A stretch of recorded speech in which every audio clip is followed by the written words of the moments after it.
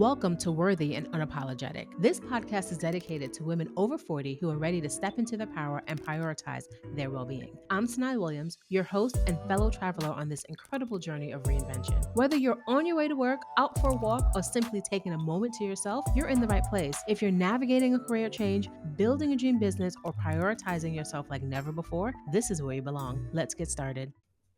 All right, so I am very excited today. We have a member of, what do you want to say, the CEO partner team. And basically, Alex, in my eyes, is a phenomenal problem solver, creative thinker who has been with me through like business and life transitions over the last, since 2016. How long has that been? Like 8 years.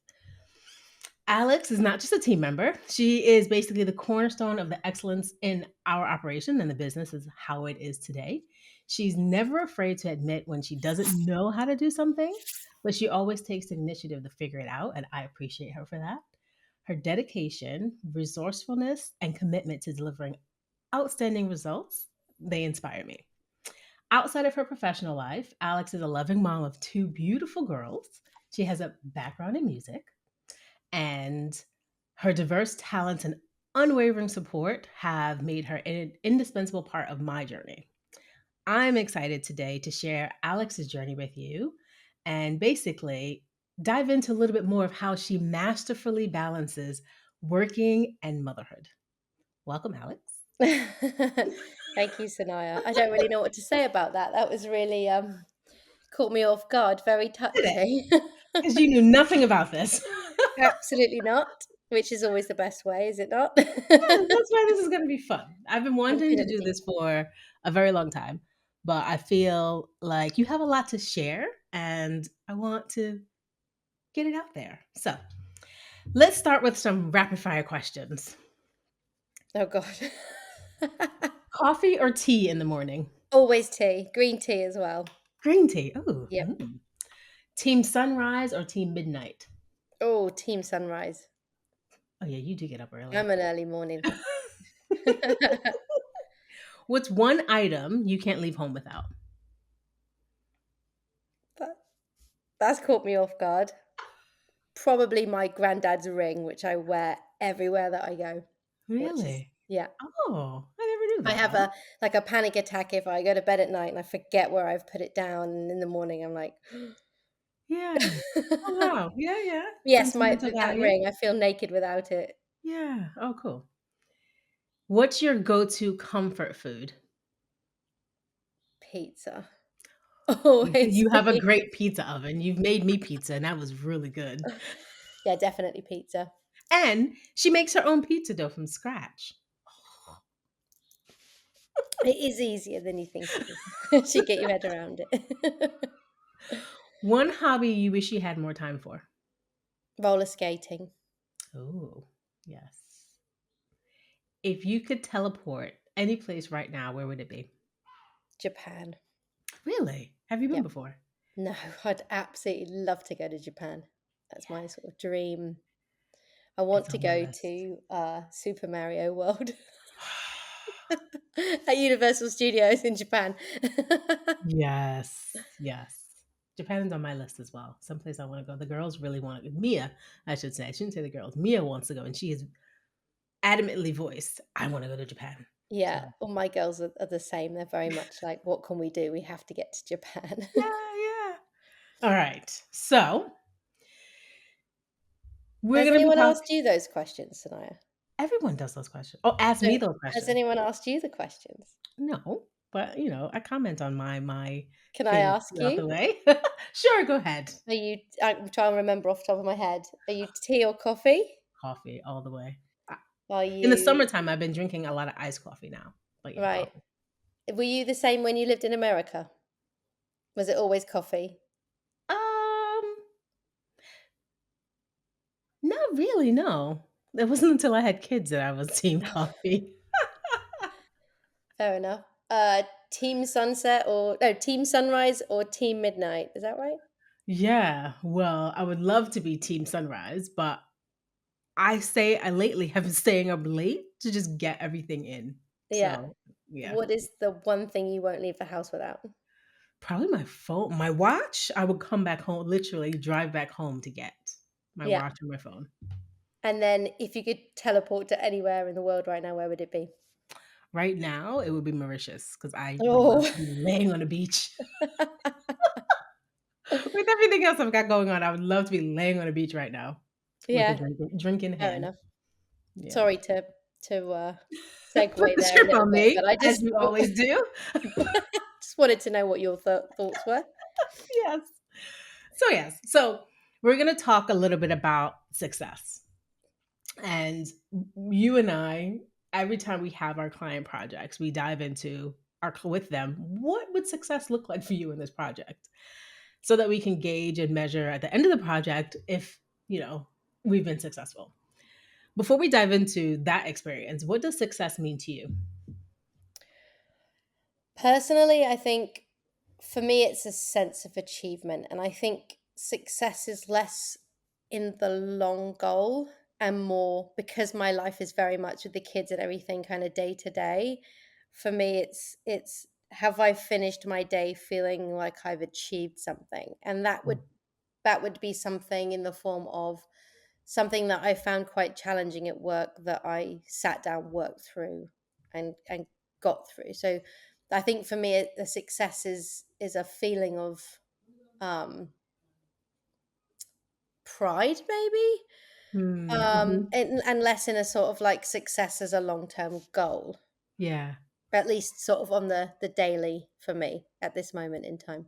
Yeah. So then would you say that at the end of the day, you kind of look back and say you were able to be present with your kids, you were able to check off that to do list at work, and you're like, yes, today was a success. Yeah, I think less focused on to do list as in things at home. I think I get a bit more of a kick out of the work element of it, which Mm-hmm. is where I get that. Although I do have a sense of sort of a sense of pride when you sort of finish a long day and you've somehow managed to cook the dinner, mow the lawn, go to the supermarket, do 6 hours of work, get up, do the school run, and Yeah. walk the dogs twice, and all the rest of it. That does feel good, and that doesn't happen every day. But I think what gets me excited, which makes me feel success, is that sort of like the hard part of work that I get over. You were able to achieve it, yeah. And Yeah. how do you feel when at the end of the day, the dogs didn't get walked twice or dinner's not on the table by, 6:30? How do you feel when all those things don't go like that, like this, like in order? I used to beat myself up over it as if it was something that had to be done, and like every day was a sense of, a list of things that had to be done. But at this Yeah. point, I think as I've got a bit older and my kids have got a bit older, they much prefer me to forget dinner and order them a pizza or something, or like they don't mind if I want to go take them out for sushi instead, because Yeah. every day is different. So I think as I've got older and as my kids have got older and I've settled into the role of being a working mum, Mhm. it's changed. But for right now, uh, I just sort of let it go. Yeah. But I would say on days that I feel like that, when I wake up in the morning, which is 5:30 every morning, I will be straight up and on it. So every morning I start my day making sure that the laundry is in and like the dishwasher's emptied and the house is swept and wiped down. And I know you'd say do that at night, but it's not as much as you tidy up at night, you can't chuck the laundry in at Yeah. night and things like that. So I will be up, bolt upright at 5:30. No sort of Wow. like cup of tea, relax. It will be straight to it. So I think it does change my focus for the following day. Yeah. And actually, then that following day becomes the sense of achievement, which is the low and the high. So I think that without the low, you can't have the high. Hi. So Yeah, I no, that think makes sense. relish the days of not achieving. Yeah, yeah, exactly. And Yeah. then so if you're up at 5:30 and like the things that are on your mind are laundry and cleaning and things like that. You know how everyone says you're supposed to have a morning routine where you get to sit down and you read a book and you journal and you do all of that. It never really worked for me. And it doesn't sound like you have a traditional morning routine either. No, I like to have 2 cups of green tea a day, which I like to have in the morning. Yeah. What I like to happen is my partner gets up really early, so we both wake up early. He gets up, dressed, and is straight out the door. So he's gone then, which Yeah. is great. I then like to go downstairs in a dressing gown, make myself my first cup of green tea, Mm. go back up to bed and sit in bed for half an hour and just kind of collect my thoughts, check Yeah. my email and things. But what invariably happens is I stupidly open up my Facebook or my Instagram, Oh, which is absolutely a nail in the a coffin for dark my hole. day. The minute that you do that, your brain chemicals just go off the charts, and then the rest of the day, you're just trying to claw it back. So, in an ideal world, I love listening to audiobooks. Yeah. I love to read, but I find when I've got a house full of children and things, sticking my headphones in, putting an audiobook on is my sense of peace and solitude and my Mhm. absolute joy. So in the morning, I will put my audiobook on for half an hour whilst I drink my tea. Yeah. And then normally what happens is somebody goes, "Where are my socks for school? I can't I find a can't pair of find socks." this. Yeah. And then I go, "Oh, now I've got to get up." Yeah. So Yeah. I kind of I'd like to have a bit more of a morning ritual, but it really is just me drinking tea alone Yeah. before I have the onslaught of life, Yeah. So you do coming get, at like, me in full force. a moment to yourself in the morning before you tackle the day and take it full on. So that's, like, the Yeah, peaceful time. Yeah. yeah, Awesome. exactly right.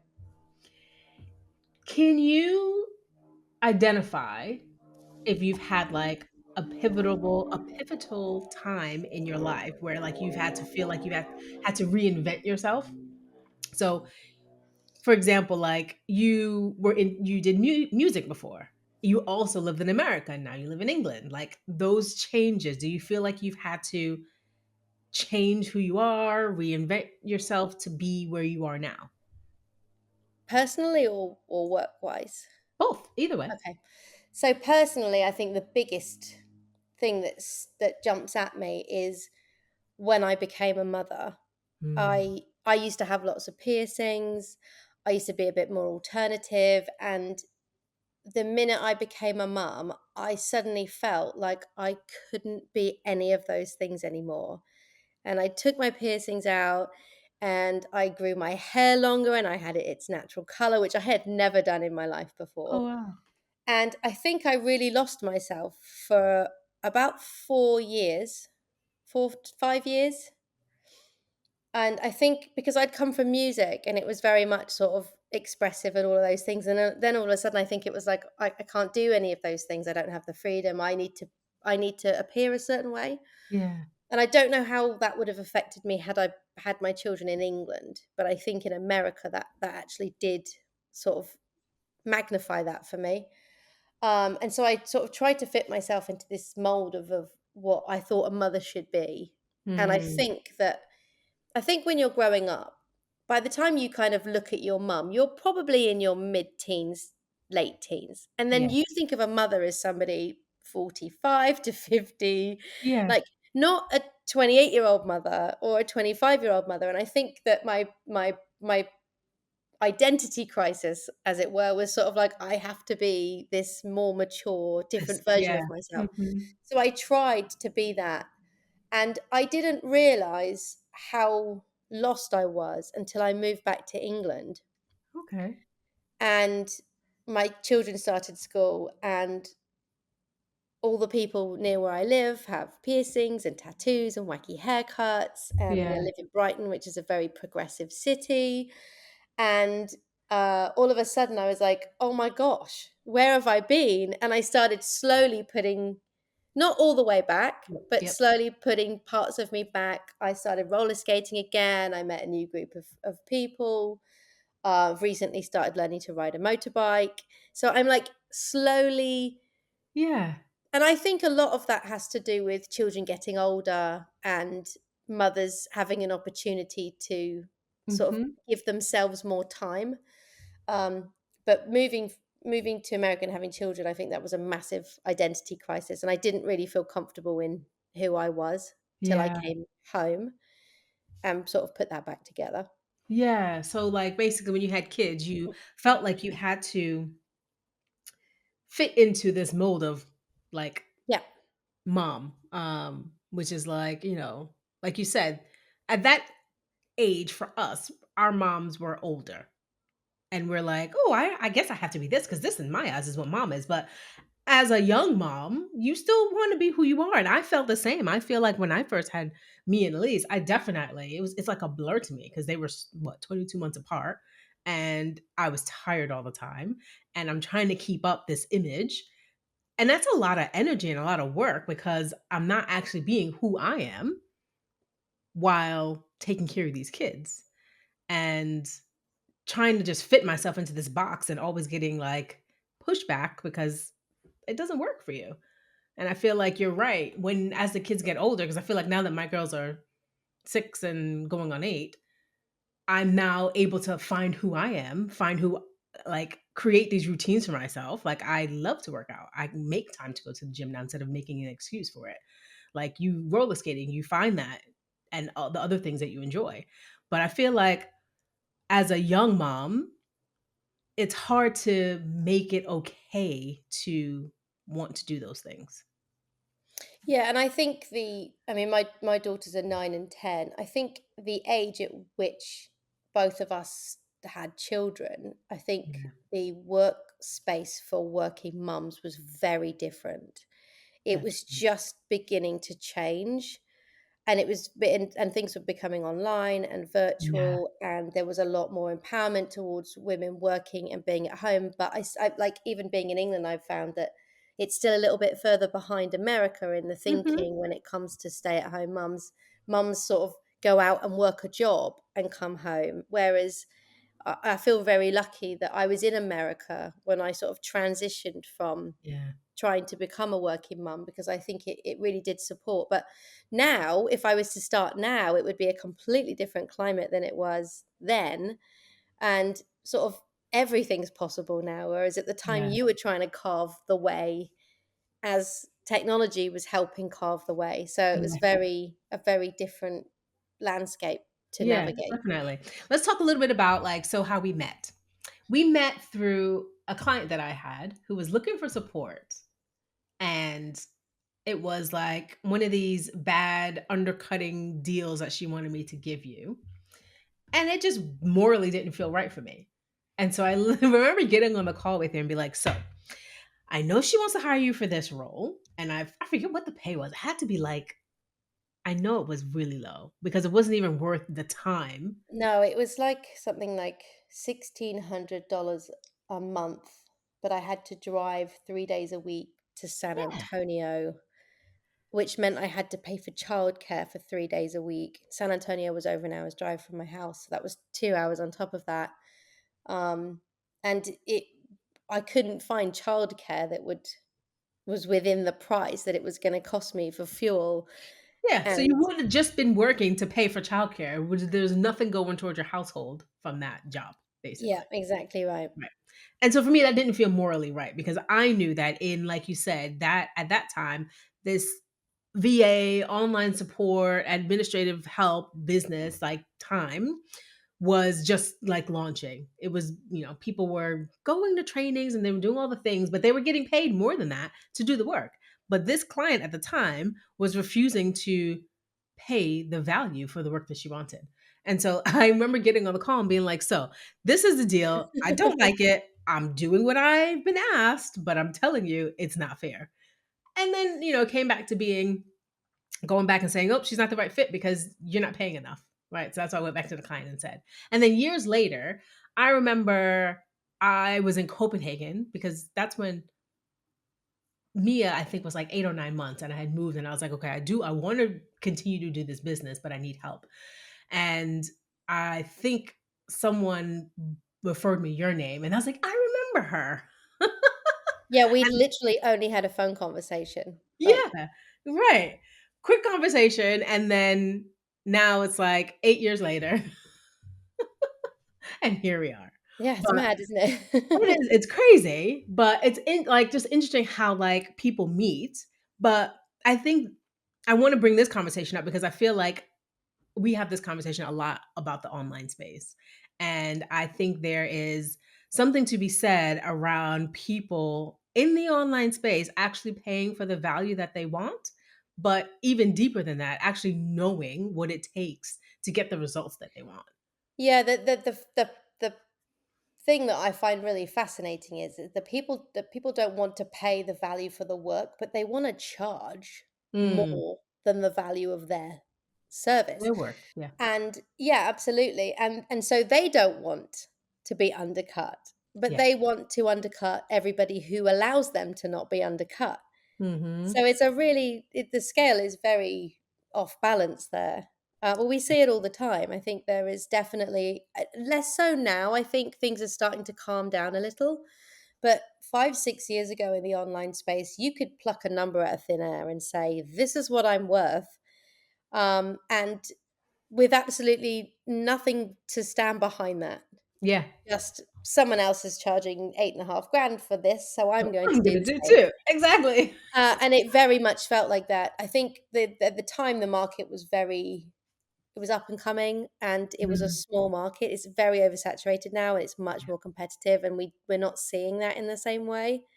But that Yeah. was a wild time. It was Yeah. such a wild time, especially for people helping people make money, because we're Exactly. doing all the work for next to nothing. And Yeah, yeah, exactly. it was an interesting time. I also think there's like something to be said around people valuing and appreciating the work that we do. So I feel like some people don't understand that it's not going to happen overnight. Like there's been cases where we had, again, we don't have these clients now, but in the past, where we've had clients that don't want to actually accept that to do a launch, it's going to take 3 weeks or more to get it out there, to get your audience aware that you're having this, to even just build the back end, the automation, the sales pages, all the things. Whereas sometimes clients will say, "Oh, it's mid-August and I want to open the carts on August 30th." And I'm I, like, "That's 2 weeks away." I think there's a sense of naivety when people are starting out, that Mhm. they have something valuable to say, so everybody should be listening. And they think that they can build a list and launch a product in 10 days. And with clients that we've seen over the years that are in that area of sort of just getting started, there is a sense of desperation too that I think Yeah. comes with it, and that is, I've got my mortgage to pay. Oh, Yeah. quick, Yeah. we need to sell 58 tickets to a retreat. I'm going to do it next Sunday because so and so's got a spot open. And there is a little bit of that. There's an urgency to it. And Mhm. um, unfortunately, that doesn't garner results long term. The customers that we've seen that we work with plan months in advance, years Mhm. in advance. We've got a customer that's all planned out through this far next year. Yeah. And we can work really well in that because we're working towards a goal. And I Exactly. think ultimately with a lower sort of level of um, client, as you were, the goal isn't really set. Mhm. It's a quick win. Yeah, It's a and part of I think our frustration, or at least I can say my frustration is I would love to work with these clients to help them get continued success, to help them build something long term that's repeatable and reliable versus let me try this now and then figure out what happens after that. It's like that's not a business. That is a fluke or one hit wonder and like those are not the people. What I've gotten clear on, are those are not the people we want to work with.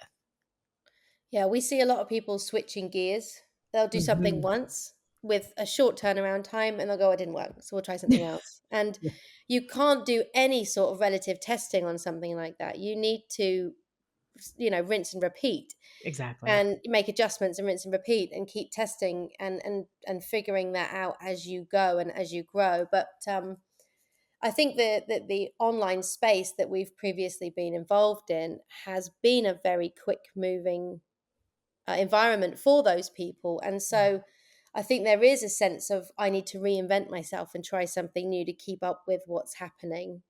Yeah. Um, so obviously we have a different sort of perspective on what kind of client that we work with now. And so these are things sort of that we've ironed out over the last 8 years of Exactly. Yeah. working together. But we have been through all different phases of, and I think the industry has a bearing on that too. Yeah, So definitely. things It are definitely coming does. into their own more now. The people that started off when we were starting out have now solidified to the point that they can switch gears and they Yeah, can take people with them, and they can evolve and grow as mothers, wives, yeah. grandmothers, or as business owners. They have the ability to do that because they stuck with something. They Mhm. believed in themselves, and instead of initially switching gears, they put the work in to make sure what they were doing was right and their Yeah. messaging was correct. And so it's really lovely to see those people now, and we're Mhm. aligned with those people now, Yeah, and we can work and grow with them. Um, exactly. Yeah, because for me, it's all about partnership, and I feel like there's been cases where we've worked with people and they, like, don't value partnership, and that's when I've seen it just not work out in terms of a working relationship with us and them. Yeah, I think we've seen customers that well, for want of a better term or phrase, want to pass the buck. So Yeah, they don't believe that they have any responsibility in the results. exactly. And so we can put the best program together for them and do all of this work for them. But if they don't get the result that they're looking for, which is invariably overinflated, Mm, um, we can't then win for them. And mhm. then instead of them saying, "All right, what can we do to make this better? Where did we, what needs to happen now?" It's very much like we're the scapegoat. It's Yeah. not. Do you know what I mean? It's Yeah, and yeah. that's what's nice about partnership is that the both sides take ownership Mhm. in their responsibility, and you can work in that situation. But when you Yeah. are expected to provide a result for somebody that doesn't want to put the effort in to get the result for themselves, then you're in a lose-lose situation. You both are, Yeah, ultimately. exactly, exactly. So, tell me, how do you, manage to prioritize self-care in your life? I guess it depends what self-care looks like. I mean, for me it's going out on my motorbike at 6 o'clock on a Sunday morning. Yeah. And gosh, what else? I don't really do much in terms of like a self-help beauty routine workout. I'd like to spend more time and do things like that, but I've that is a difficult question. I feel like I spend too much time prioritizing making sure everything's all right at home and Yeah. work and the kids are all right. And I do find we of an evening we take our walks of an evening, Yeah. little things like that. So that is a difficult one. I am still trying to figure that out. And I think self care looks very different at different times in your Yes. lives. It does. It does. 3 years ago, self care to me was being able to go and read a book on my own and not be bothered for an hour and a half. That was just glorious. For me, at this point, is like I said, being able to go out on my motorbike, or um, I love to cook, but I like to be left alone in the kitchen. So little things like that. That's my therapy when I cook, because Yeah. I put my audiobook in or a podcast and then I sort of go away to another world. So and also things like I've sort of definitely put more of an emphasis on things that I like to have in my life. Like for example, I live by the sea and I drive a Jeep, and my Jeep's got no doors and no windows, which Yeah. is normal for a Jeep. It's not normal for England. But like that to me is like almost like a self-care, Yeah. because when Yeah. I get in that car in the morning, I have the biggest smile on my face and I could take on anything in the world. And that to Mhm. me that's part of my self-care. So Yeah, it's what makes you um happy and what makes you feel good. I feel like some people define or think of self-care as, "Oh, I need to go to a spa," or "I need to be, doing things to me." yeah. But it's like, it's really, how does it make you feel? And Yeah. maybe it's not self-care, maybe it should be like self-love. What makes me feel loved, kind of thing. I definitely think that's because my partner always jumps to that whole, well, why don't you go and sit down? Or why don't you take this off and to go do this? Or maybe Yeah. we to go to a spa or whatnot. And yesterday I was in the garage fixing my motorbike because the wing mirror came off, and I had to get the soldering iron out because I only had the wrong kind of cable. Just a silly story. Don't need to go into that. But he came in and started taking over and going, "Oh, well, I can do this for you." And I literally went, "I'm doing it myself." And that was like one of those like little moments where I'm like, Yeah. this is me achieving, this is my self-care, this is me Yeah. doing something for myself on my own. So And that will change, you know, Yeah, as I age, that will start to change, as it's exactly. changed up until this point. I think when the kids were younger, all I ever wanted was just be alone for an hour or a night off. Can you imagine a night in a hotel? Like, that was all I Yeah. wanted at that point. Uh-huh, uh-huh. So, Yeah, exactly. So we talked a little bit about, like, we aren't like, our lives aren't traditional working mom lives, right? We get to work from home, create our schedule, be there for the kids when we need it, when they need us. How do you manage doing that versus what society expects you to do as a working mom? I think I manage it a lot better. I when the thought of having to work a 9 to 5 somewhere, like, in an office just absolutely blows my mind. I'm like, "That sounds like torture." Um, I'm it kinda ebbs and flows, I think, for me. I think if and you'll probably find this too, you have days where your workload feels quite quiet Yeah. and calm, and you can sort of focus on different things in that moment. And then you have times where you've got a launch, and of course there's a time difference, so it's 7, 8, 9 o'clock at night, and then it's always, there a problem with this, what's happened with this, how many sales have we got in, and then you're taking that time then when you should be doing the other things. I don't think you Yeah. can have the same routine Yeah. in sense of, like, I get up every day, go to work from, and we try to. I think you and Yeah. I both try to have hours that were available, and but it doesn't always work, No. and you No. kind of have to be flexible. Up until this last year, I never took a holiday and didn't work, did I? Do you remember? No, you And you didn't. You literally would said always you're say, going on holiday I'm going away, but I'm taking my computer. And I'm like, why? And then you would literally be online, like, oh, what do I need to do today? because I think when you work for yourself and you have to work every day. Yeah. And some days that might be, oh, I can't work on a Tuesday because this is happening, so I'm going to work Saturday. Yeah. Or Wednesday morning, I have to be here, so I'm going to work Thursday night. Hmm. Because of that, you never really stop thinking about work Yeah. to actually, like, switch off. It's only in the last probably year where I've actually gone, oh, it's the weekend. I'm going to close my computer Hey, and I'm not not going to open pick it it up again. till Monday. Yeah. And, Exactly. but Yeah. to that point, the the clients we work with now, because they plan ahead, we Hmm. can do that. But the Yeah. clients we used to work with, we never had the luxury of No. working that way. It was literally, I've had times when I should be on the school run and I'm just frantically doing this. I've had times when I'm in the computer at the school Uh-huh. asking someone else quietly to pick up my kids because Yeah. I can't get off this call because this is happening right now and it has to be fixed. And, like, and Yeah. those days are thankfully behind us. But I think I've learned a lot in those moments. Yeah. And you have to be very self motivated. I'm at the point where I don't know how to not go on my computer and look for something to do. You know, Yeah. Yeah. so Keep yourself busy. yeah. What advice can you give to, say, what advice would you give to yourself back when you first had kids as a woman? Oh gosh, I would say to myself, take the time and enjoy the process Mm, because I did not yeah. sit down. My mum came from England and I had a baby, and she was like, right, you can drive us home from the hospital. And then we were off out for lunch. And then it was the next day. My mum was so worried because my mum lived in Hong Kong when she had my eldest sister, and her mum came over. And my mum is very much, if you stay at home, you're going to get depressed. So I need to get you out. I need to show you how to take the baby everywhere, whether it's to the park, Yeah. whether it's to see a friend, whether it's to a restaurant. Her idea in her head was, I've got 2 weeks to get Alex to be able to do anything she wants to do with the baby in tow. But that means she's not allowed to sit down.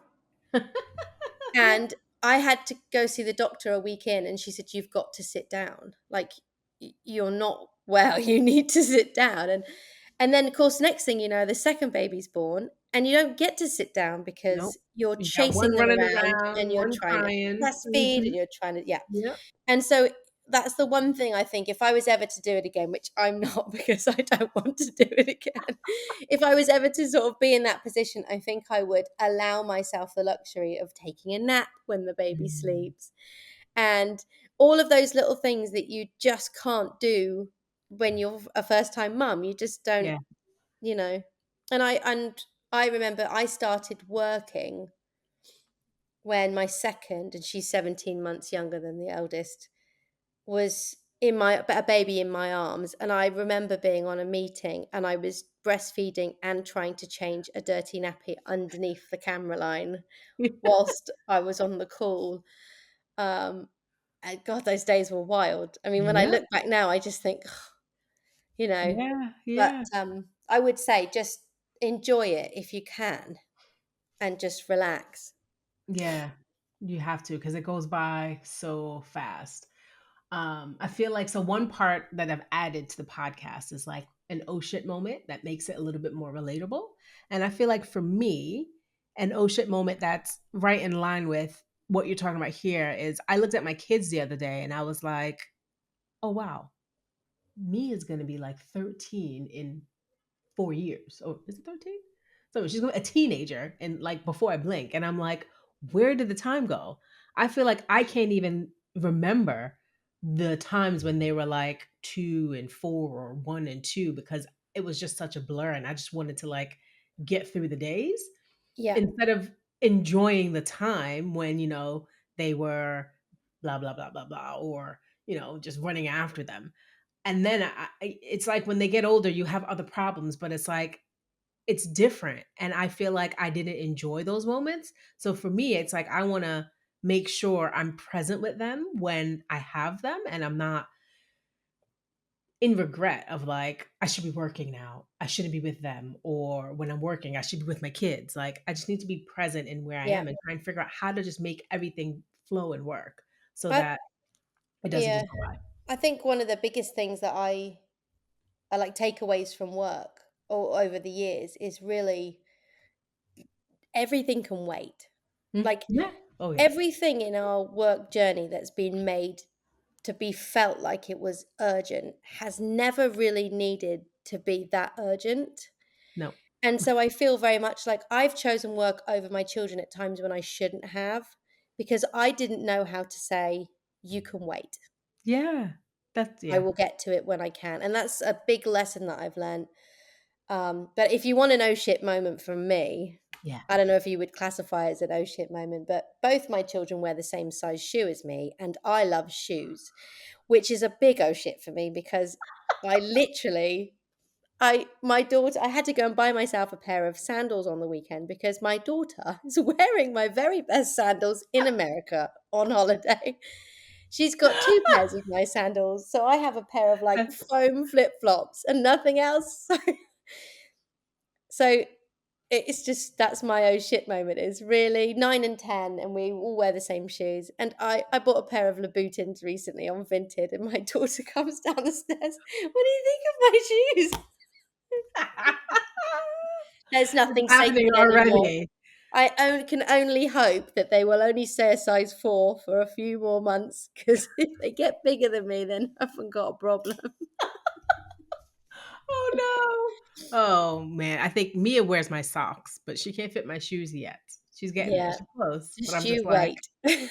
oh, I no, no. That would be a real oh shit moment for me. I had to put a stop to makeup. They have to have their own makeup because I can't do that.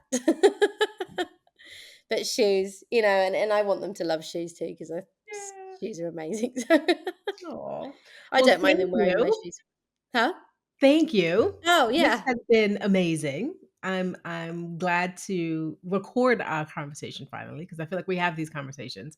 We just don't ever record them Yeah. for the public to hear. Thank you for inviting me. Yes, It's quite amazing. exciting. Do you have any personal projects or milestones or anything like that coming up you want to share? What do you want? Yeah, you're Only gonna that make I'm doing my micro. motorbike test next week, and I'm absolutely Are terrified. you? You'll be fine. You go out and ride enough. I know, but it's on a big bike for, like, a full license. I've never ridden a Oh, big it's bike. not. You don't ride on your bike for the test. No, because 'cause I've only got a 125. Oh, So this is for a big bike. So I've never been on a big bike. oh, well, I guess you And should I'm get. pushing 40, right? So You'll be fine. You'll be fine. fingers crossed. Yes. Well, thank you. All right. Thanks for tuning in to Worthy and Unapologetic. I hope today's conversation inspired you to take the next step on your journey. Remember, you're worthy of success, happiness, and self care no matter where you are. If you enjoyed this episode, please subscribe, share it, and leave a review. Your support helps us reach more women ready to step into their power. Until next time, stay unapologetically you and keep prioritizing your well being. Your journey matters. See you in the next episode.